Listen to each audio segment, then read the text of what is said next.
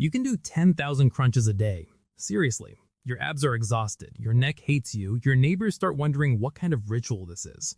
You can eat celery all day, morning to night, until celery stops being a vegetable and becomes your personality.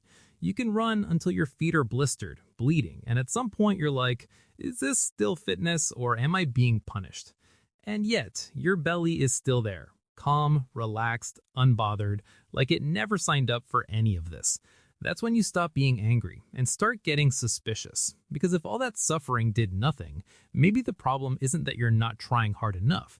Maybe you're just attacking the wrong thing. We're taught one simple idea. Belly fat is just fat, stored energy, like a power bank. Too much? Just burn it, right? Turns out, it's not that simple. The fat you can pinch? Soft, jiggly, waves back at you when you walk upstairs. That one looks scary, but it's mostly harmless. The dangerous one is the quiet one. You can't pinch it. It doesn't jiggle. It doesn't make noise. It sits deep inside, pressing on your organs, low-key bullying your liver and pancreas. It's called visceral fat. Not a TikTok word, a real medical term. Early 2000s, a professor named Jimmy Bell introduced something called TOFI. Thin outside, fat inside. Looks lean, inside, plot twist. And here's the messed up part. TOFI can actually be more dangerous than being visibly overweight, because TOFI feels safe. No alarms, no panic. Meanwhile, visceral fat, the most annoying kind, is actually the easiest one to burn. Yeah, the worst roommate is also the first to leave once you stop treating your body like a war zone. A researcher in Japan noticed something weird, but logical. Not harder, more precise. Specific vegetable pigments, certain compounds in tea, and movement at 75%. Not 100% until you see God, just 75%, like alive but still able to complain. Results? Visceral fat dropped almost 50% in 2 months.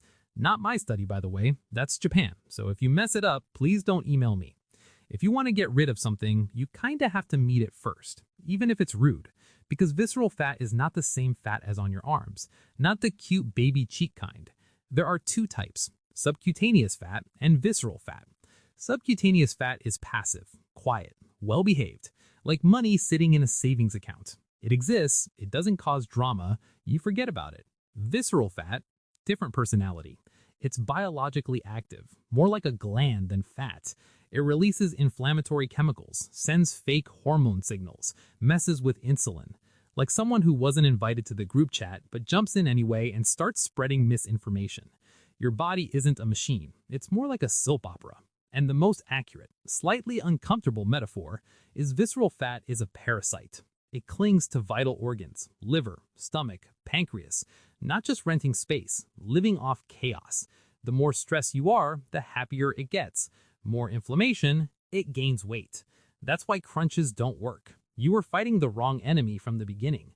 Next question. How do I know if I have this fat? Relax. No MRI, no lab coat. Do the simplest test in the world. Stand up and press your belly. If it feels soft, squishy, move the little when you let go, that's probably subcutaneous fat. Annoying, but not evil. But if your belly sticks forward, not hanging down, like you swallowed a medium-sized basketball, and when you press it, it feels firm, dense, like pressure pushing back from inside, that's likely visceral fat asking for more space. That's not core strength, not secret abs. That's your organs being crowded. It might look small, just a belly, but it's actually a silent alarm. It can't scream, so it stays on.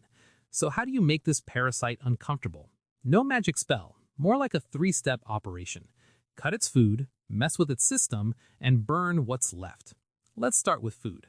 The issue isn't lack of vegetables, it's excess energy stressing the body, like forcing a machine to run full speed with no brakes. Eventually, it rusts. Oxidative stress. And guess who loves rusty environments? Yep, the parasite. Visceral fat thrives in damaged systems, so dieting isn't enough. You have to clean the rust. That's where carotenoids come in. No, not a K-pop group. Natural pigments, the orange in carrots, the red in tomatoes, the deep green in spinach. And this isn't Instagram science, a Japanese study. No extreme dieting, no weird fasting, no crying on treadmills. They just added carotenoid-rich vegetables for 8 weeks. Yep, 8 weeks. These pigments act like shields, reducing oxidative stress, neutralizing free radicals. And here's the part visceral fat hates. They turn on fat-burning genes and turn off fat storage genes, like warehouse closed, furnace on. Result? Visceral fat went down, not because people ate less, but because they ate more color. Eat the rainbow. Relax, not the candy version that turns your tongue blue and your life into regret. The earth version. Sweet potatoes, bell peppers, spinach, pumpkin, carrots. If your food is beige, bread, pasta, crackers, that's not a natural color. That's tired color, over-processed color. And yes, that's basically feeding the parasite an all-you-can-eat buffet. Bright orange, deep green, aggressive red. That's not aesthetic, that's weaponry. Color equals pigment, and pigment equals carotenoids. And carotenoids make your body a very uncomfortable place to live. So the rule is simple, not eating less, eating more color. Now drinks. Green tea burns fat. Turns out that part is true. We just mess up the execution. Green tea is rich in polyphenols and one main character, EGCC. Imagine fat cells have heavy steel doors and locked. They don't open easily.